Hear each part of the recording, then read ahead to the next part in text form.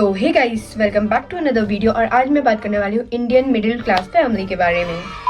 तो मुझे नहीं पता तुम्हारी फैमिली में क्या चलता रहता है, बट मेरी फैमिली में हमेशा क्लेश चलता रहता है। और मोस्टली इंडियन सारी मिडिल क्लास फैमिली में यही चलता है। अगर तुम गरीब हो तो तुम मेरे से नहीं रिलेट कर पाओगे, और अगर तुम अमीर हो तो मैं तुमसे रिलेट नहीं कर पाऊंगी। हाँ। अगर तुम्हें नहीं पता तुम कितने गरीब हो या कितने अमीर हो तो ध्यान से मेरी बातें सुनिए और मैं तुम्हें बताऊंगी ज्ञान की बातें। अगर तुम्हारी मम्मी के पास दांतों से ज्यादा साड़ियाँ हैं तो तुम एक मिडिल क्लास हो। अगर तुम्हारे घर में हमेशा कलेश चलता है तो तुम हो मिडिल क्लास। अगर तुम्हारे घर में मम्मी से ज्यादा पापा की चलती है, नहीं सॉरी पापा से ज्यादा अगर मम्मी की चलती है तो तुम एक मिडिल क्लास में हो।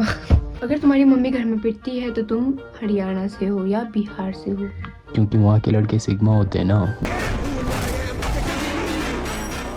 अगर स्कूल में औकात से ज्यादा फ्लेक्स करते हो तो तुम एक मिडिल क्लास हो। अगर तुम्हारी मम्मी की एज तुम्हारे पापा से बहुत ज्यादा छोटी है तो तुम एक राजस्थानी फैमिली से बिलोंग करते हो। और जैसे कि मैंने तुम्हें बताया था कि मैं अमीरों और गरीबों से रिलेट नहीं करती हूँ, तो मुझे नहीं पता तुम्हारी फैमिली में क्या चलता है, पर अगर तुम सब्सक्राइब कर दोगे तो मैं अमीर हो जाऊंगी और फिर मैं मिडिल क्लास से भी रिलेट नहीं कर पाऊंगी। प्लीज कर दो। जब मैं अमीर हो जाऊंगी तो मैं तुमको अपनी फैमिली बुलाऊंगी। क्या मतलब, अभी भी नहीं बुलाती हूँ। तो नॉर्मली लोगों के घर में लड़ाई का टॉपिक क्या होता है? जमीन, पैसा, दहेज, शादी और एजुकेशन, जो लड़कियों को नहीं मिलता। और हमारे घर में लड़ाई का टॉपिक क्या होता है? रजाई, चप्पल, चार्जर, बेलन कहाँ गया, चमटा कहाँ गया, और ऑब्वियसली मैं भी।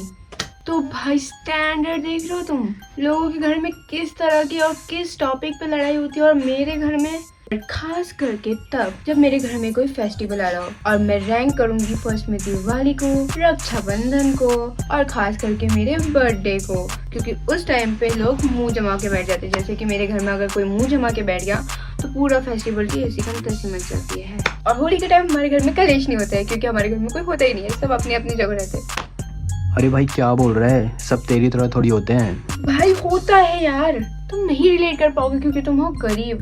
तो अपने घर वालों के किसी भी ऐसे वादों पे ट्रस्ट मत करना जो तुम्हें खुशी दे रहे हो, क्योंकि at the end of the day उसका खात्मा होने वाला है और तुम्हारा दिल टूटने वाला है। तो मैं अपने घर में सबसे छोटी हूँ और ऑब्वियसली मुझे सारी चीज़ें सेकेंड हैंड ही मिलती है। और टेक्निकली जिस कोक ने मुझे जन्म दिया था वो भी सेकेंड हैंड ही था, और इसलिए मुझे कपड़े भी सेकेंड हैंड ही मिलते हैं। और मिडिल क्लास में फैमिली अपने छोटे बच्चे से उतना ही प्यार करती है जितना निर्मला सीतारमण को मिडिल क्लास से। तो मैंने अपने जीवन में ये तीनों चीज़ें नहीं देखी है, एलियन, डायनासोर और वो फैंसी डिनर सेट जो एलमीला में रखा है। और पता नहीं किस गेस्ट के लिए वो रखा है, जो वो गेस्ट आज तक आया ही नहीं हमारे घर में। और मम्मी अपने रिलेटिव और पापा के रिलेटिव को स्पेशल तो मानती है नहीं, और देश का पीएम और स्टेट का सीएम हमारे घर आने वाला है नहीं, तो वो सेट एलमीरा में कहीं ना कहीं छुपा ही रह जाएगा और हम बूढ़े हो जाएंगे। Well, speaking of my relatives जो 24/7 आवर्स अपने बच्चों की तारीफ करते रहते हैं। अभी पता है तुम्हारे बच्चे कैसे हैं, माना कि मैं ड्रग्स करती हूँ और तुम्हारे बच्चों को चीज सप्लाई करते हैं। तो एट द लास्ट इतना टॉर्चर करने के बाद और इतना इंडेट की बेइज्जती करने के बाद ये पैसे कितने देते हैं? 50 रुपए। एटलीस्ट 500 रुपए तो बनता है ना, और आयरनी का तो 1000 भी।